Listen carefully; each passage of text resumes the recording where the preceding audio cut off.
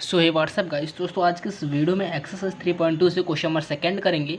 And second question is solve 2x + 3y = 11 and 2x - 4y - 24 and hence find the value of m for which y = mx + 3।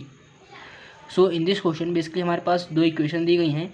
सो हमें इन दोनों equation को solve करना है and उसके बाद हमें क्या करना है, इन दोनों इक्वेशन को सॉल्व करने का मतलब ये है कि एक्स और वाई की वैल्यू निकालना है। ठीक है, सो फिर एक्स एंड वाई की वैल्यू निकालने के बाद हमें एम की वैल्यू बाद में फाइंड करना है। ठीक है, तो कैसे करेंगे बस आप लोग देखते जाइए। सो फर्स्ट ऑफ ऑल हम क्या करेंगे, दोनों इक्वेशन को सॉल्व करेंगे इन द सेंस हम एक्स और वाई की वैल्यू फाइंड करेंगे। ठीक है, एंड उसके बाद हम एम की वैल्यू फाइंड करेंगे। तो हमारे पास इक्वेशन है सबसे पहले फ्रॉम द एक्सरसाइज 3.2 हमारे पास सेकेंड क्वेश्चन है। ठीक है, तो हमारे पास equation 2x + 3y = 11 and 2x - 4y = -24। ये बेसिकली हमारी फर्स्ट इक्वेशन है एंड ये हमारी सेकेंड इक्वेशन है।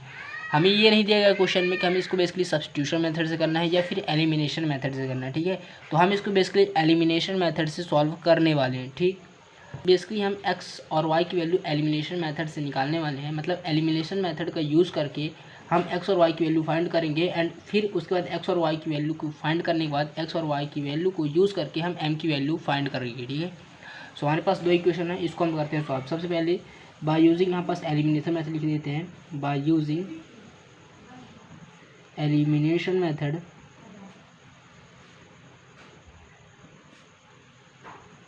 सो एलिमिनेशन मेथड हम क्या करते हैं कि दोनों इक्वेशन हमारे पास रहती हैं 2x + 3y = 11 and 2x - 4y = -24। ठीक है, दोनों इक्वेशन हमारे पास साथ में रहेंगी।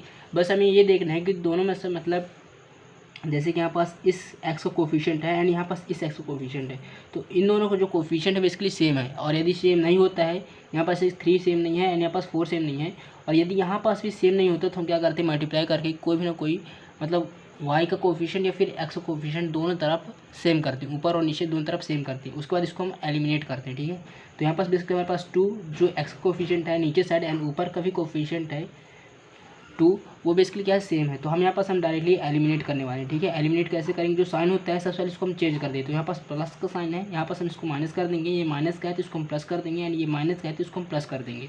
उसके बाद इसको हम एलिमिनेट कर देंगे, तो सिंपली एलिमिनेट हो जाएगा। तो यहाँ पास 2x एलिमिनेट हो जाएगा बिकॉज प्लस माइनस माइनस होता है एंड दिस इज 0, तो एलिमिनेट हो गया मतलब यहाँ पास 0 आ गया। ठीक है, इसको सॉल्व करेंगे तो हो जाएगा 7y एंड ये हो जाएगा बेसिकली 15। ठीक है, सॉरी ये हो जाएगा बेसिकली प्लस का है एंड ये भी प्लस का है, तो ये बेसिकली हो जाएगा 35। ठीक है, एंड आएगा साइन प्लस का और हम बेसिकली प्लस का साइन लिखते नहीं हैं।